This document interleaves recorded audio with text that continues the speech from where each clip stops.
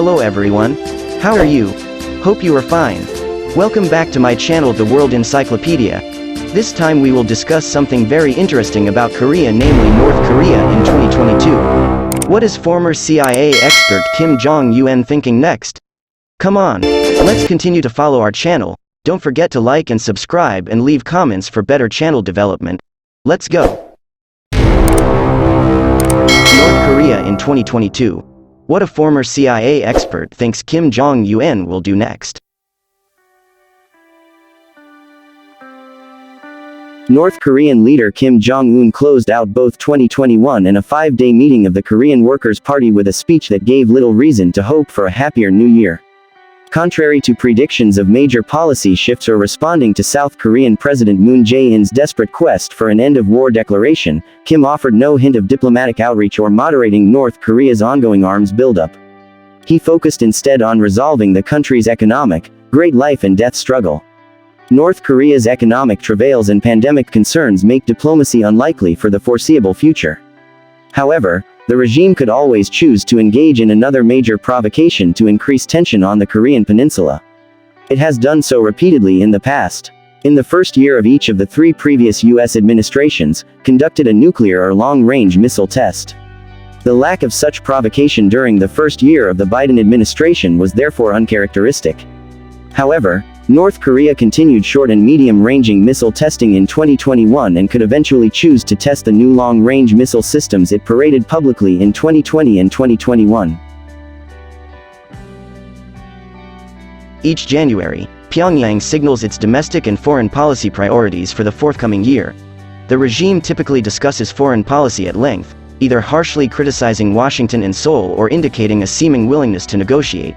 In January 2018, for example, Kim announced he would send a top-level delegation to the South Korean Winter Olympics, and in 2019, he announced a willingness to again meet with President Donald Trump to discuss denuclearization.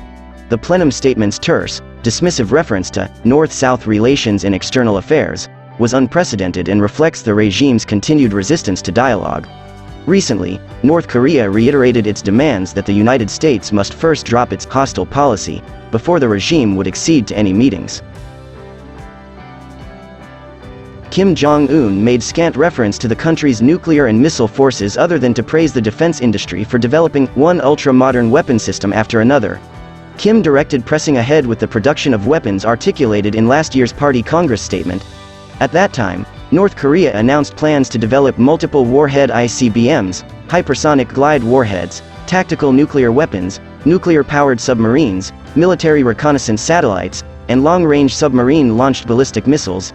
Kim's speech also maintained the regime's retrenchment against market-oriented reform measures, reasserting the virtues of state control and hewing to socialist economic policies.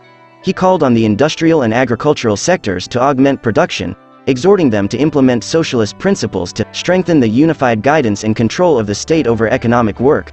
The emphasis remained on maintaining North Korea's Juche policy of self-reliance to remain independent of outside influence. The extent to which Kim dwelled on improving the agricultural sector indicated an increasingly dire food situation. North Korea had acknowledged a food crisis in mid-2021, and the regime's continuing restrictions against foreign trade, combined with international sanctions and weather calamities, suggests the populace could face famine conditions before the autumn harvest. The plenum statement declared that emergency COVID epidemic prevention work was also a top priority, along with rural development and constructing large housing projects to improve living conditions. Also noteworthy was a lengthy discourse on enhancing ideological purity, particularly in rural areas.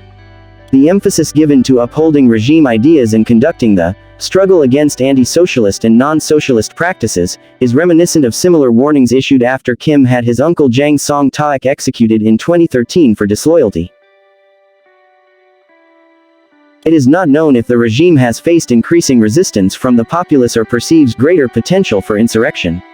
But the plenum statement portends a continued, if not enhanced, effort by Kim to repress foreign information from contaminating his subjects. During his reign, Kim tightened border security, increased detection capabilities against foreign phones and broadcasts, and enacted legislation to make possessing outside information, including South Korean movies, punishable by death. Past New Year's Day speeches provided fodder for those claiming that Pyongyang was pursuing economic reforms, implementing a more benign foreign policy, and interested in abandoning its nuclear arsenal. Statements that were less vituperative in comparison with previous speeches were often perceived as messages of an enhanced regime desire for dialogue and improving relations. Some experts employed a Sherlockian dog that didn't bark logic to detect signals sent by what the regime didn't say. This year's missive allows no such interpretation. While the lack of bombastic threats was welcome, there was little to suggest a willingness to resume dialogue or negotiations. Pyongyang even rejected repeated international offers of food, humanitarian assistance, and pandemic vaccines.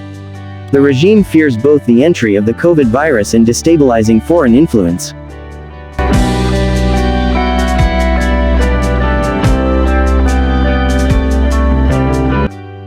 Pyongyang will maintain its draconian isolation measures despite their impact on the national economy and the well-being of the populace.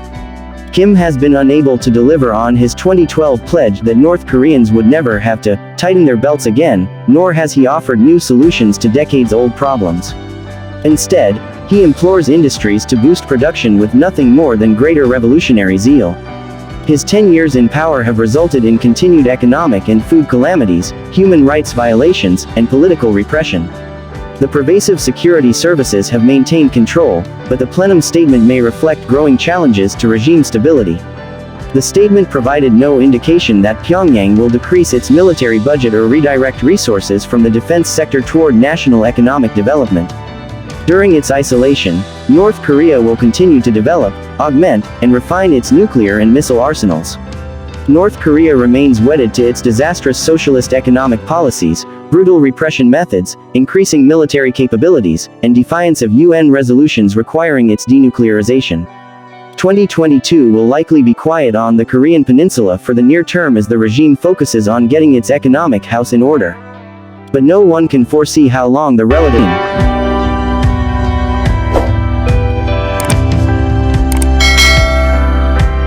Thanks for watching. Please like, comment and subscribe so as not to miss the next information. Thanks you very much. Bye. And see you. Calm will remain.